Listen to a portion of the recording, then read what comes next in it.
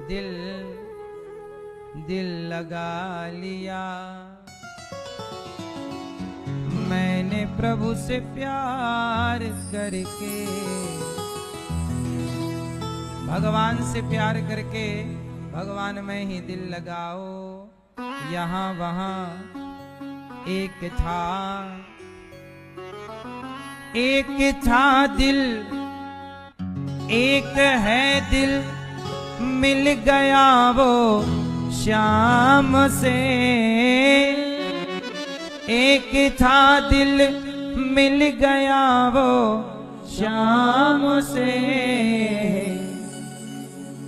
अब कहीं दिल को लगाने की हमें फुर्सत नहीं।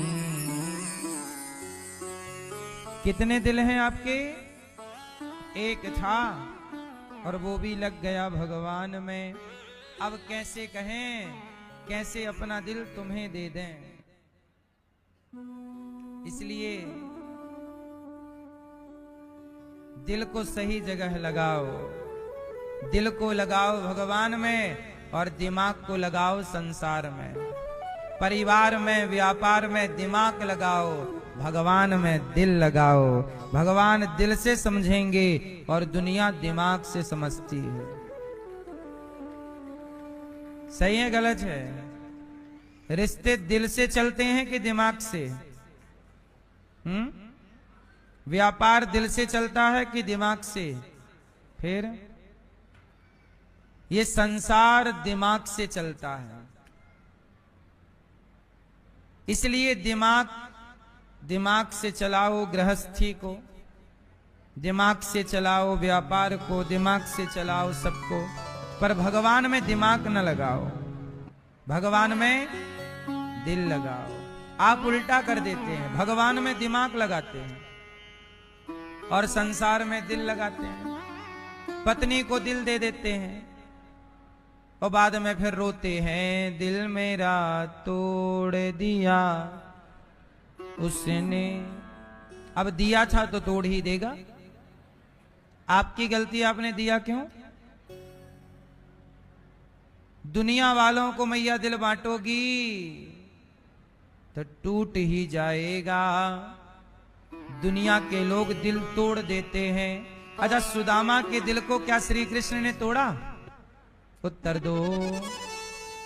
तोड़ा? क्या शबरी के दिल को राम ने तोड़ा?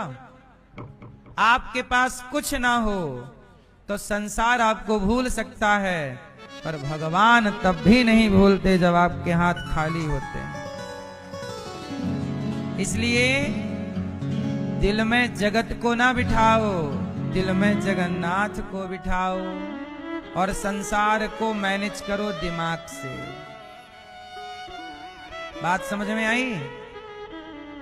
पति को कहां से मैनेज किया जाएगा? पत्नी को कहां से मैनेज किया जाएगा? बच्चों को कहां से मैनेज किया जाएगा?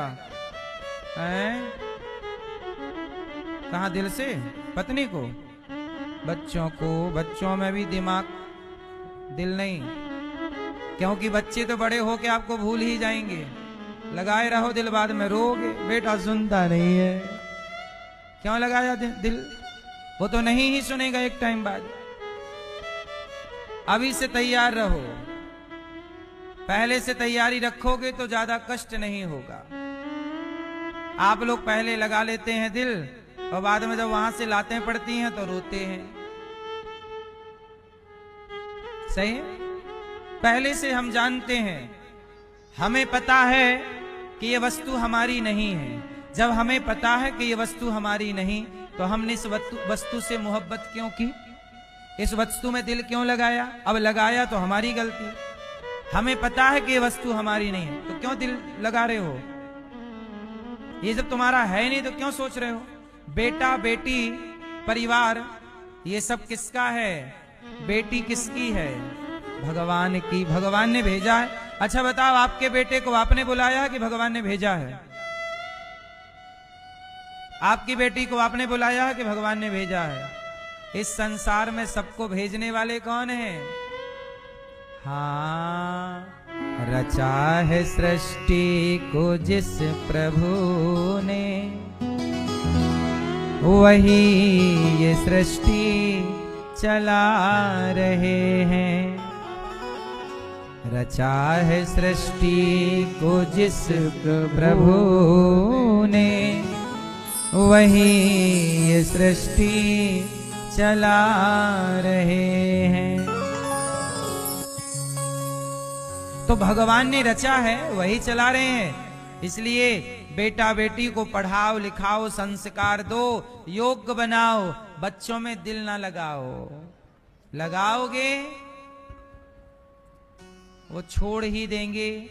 जैसे आप लोग बताओ, अपने माँ बाप में पहले ज्यादा प्यार था। छोटा बच्चा अपने माँ बाप से बहुत प्यार करता है। अब जैसे आप बड़े हो गए, तो जितना प्यार आप छोटे में अपने माँ बाप से करते थे, सच बताओ अब बड़े में इतना माँ बाप से प्यार है? इतना अटैचमेंट है ना? कम हो जाता है समय के साथ। क्यों मैया, सही है? आप मानो ना मानो, समय के साथ माँ बाप से भी अटैचमेंट कम होता है। और ये आपका और हमारा दोष नहीं है, ये प्रकृति ही ऐसी बनी है। सही है? अब जैसे आप लोग देखिए, आप लोग छोटे से थे तो माँ की गोद से उतरते नहीं थे। अब माँ कई बार बच्चों को माँ बुलाती है, बच्चे सुनते नहीं, माँ बाप की भावनाओं की कदर नहीं करते। ऐसा है, समय के साथ सब बदल जाता है। इसलिए बदलता हुआ संसार नश्वर है। जब जगत बदल रहा है तो बदलते हुए संसार से मोहब्बत क्यों करना? ना बदलने वाले भगवान में दिल लगाओ, क्योंकि ये तो सब बदल ही जाएगा। जब हमें पता है कि सब बदलना है तो हम क्यों दिल लगाएं? तो दिल कहाँ लगाओगे? भगवान में। और दिमाग कहाँ लगाओगे? परिवार में, बिजनेस में, व्यापार में, काम में। दिमाग। तो ये है दिल और दिमाग का बंटवारा। जैसे हमारे श्री सुशील कुमार गुप्ता जी और श्रीमती रूबी गुप्ता जी, आप यहां परीक्षित बन करके कथा सुन रहे हैं। आपने देखो, संसार में दिमाग से इन्होंने पैसा कमाया और उस पैसे को कहां लगाया? दिमाग से पैसा कमाइए और उस पैसे को जहां हमारा दिल करता हो वहां अच्छे काम में उस पैसे को समर्पित कर देना चाहिए, है ना? तो दिल, अब इनका दिल था, इनका मन था कि भागवत सुनना। इनका दिल कहां था? भगवान में। और इन्होंने वही किया। इसलिए दिमाग से चलो जगत में, पर भगवान के पास आओ तो फिर यहां दिमाग ना लगाओ, यहां सिर्फ दिल, जैसे इन्होंने लगाया। आप भी थोड़ा सा वक्त शाम को अर्पण किया करो। इन्होंने क्या दिया भगवान को? इन्होंने अपना समय दिया। आजकल 7 दिन किसके पास हैं? 7 दिन इन्होंने पूरे की पूरे भगवान को समर्पित कर दिए। क्या सुन रहे हैं? भगवान की कथा। जब ये भगवान की कथा सुनेंगे तो क्या इनकी व्यथा भगवान नहीं सुनेंगे? जो भगवान की कथा सुनता है उसकी कथा, उसकी व्यथा ही भगवान कथा बना देते हैं। ध्रुव जी को उनकी माँ ने घर से निकाल दिया। ध्रुव जी की माँ ने क्या किया? ध्रुव जी को घर से निकाल दिया, अपमानित कर दिया। अब ध्रुव जी हो गए व्यथित।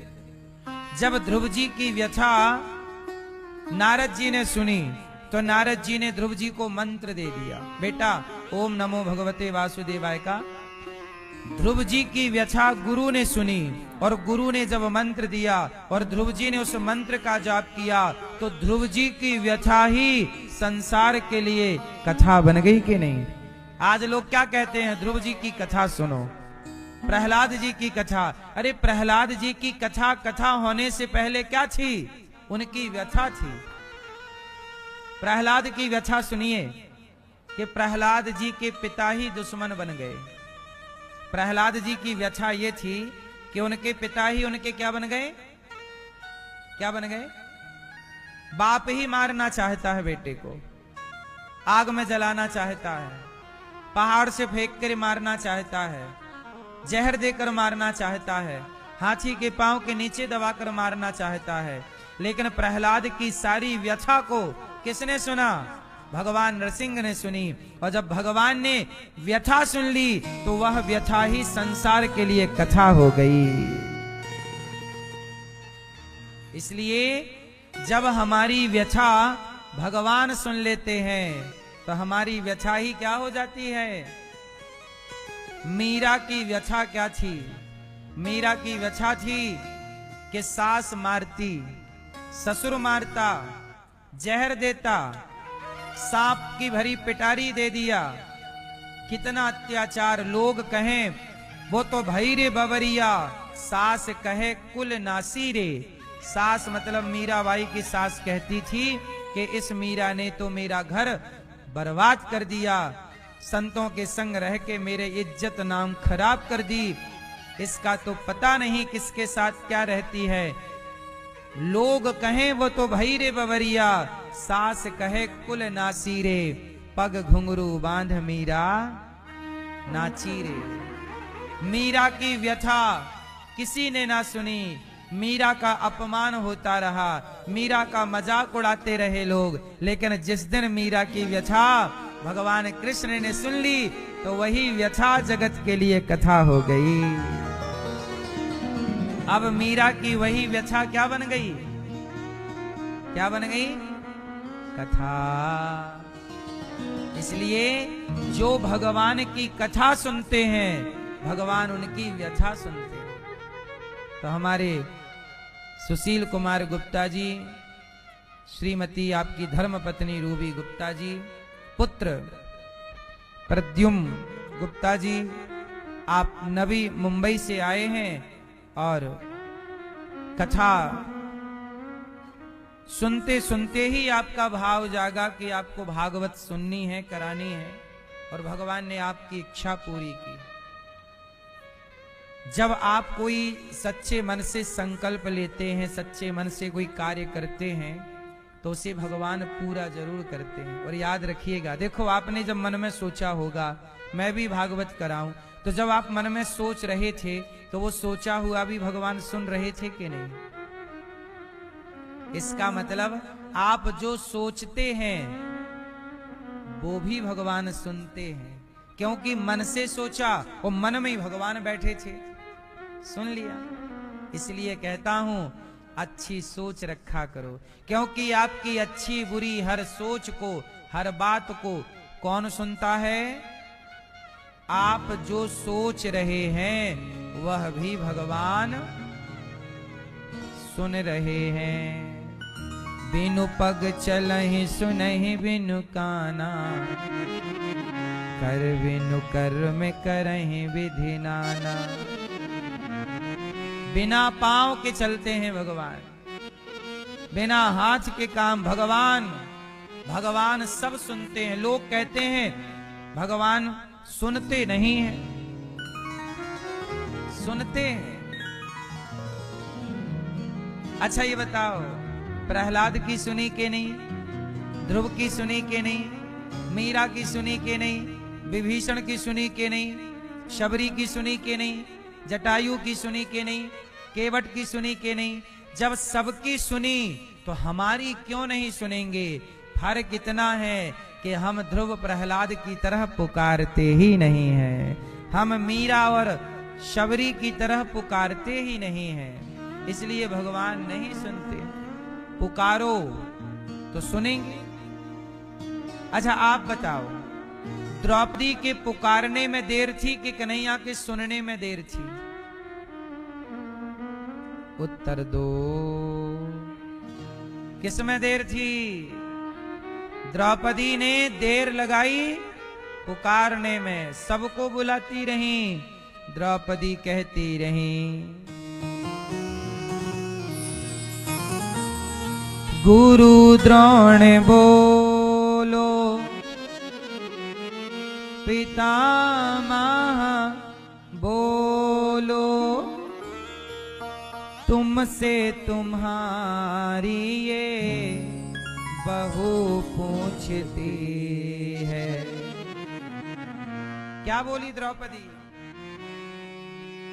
पांचों पति आज बैठे सभा में, पांचों पति आज बैठे सभा में, महलों की रानी लुटी जा रही है।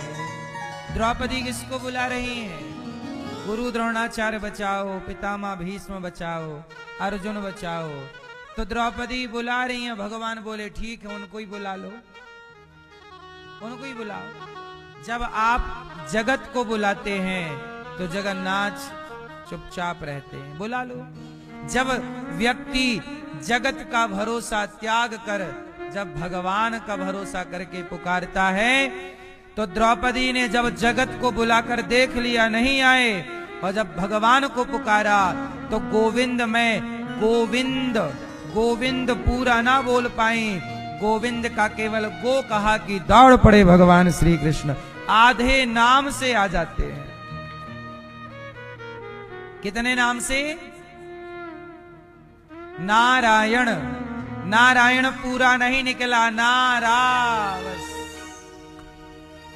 गोविंद का गोविंद विंद निकला ही नहीं, आधा नाम निकला।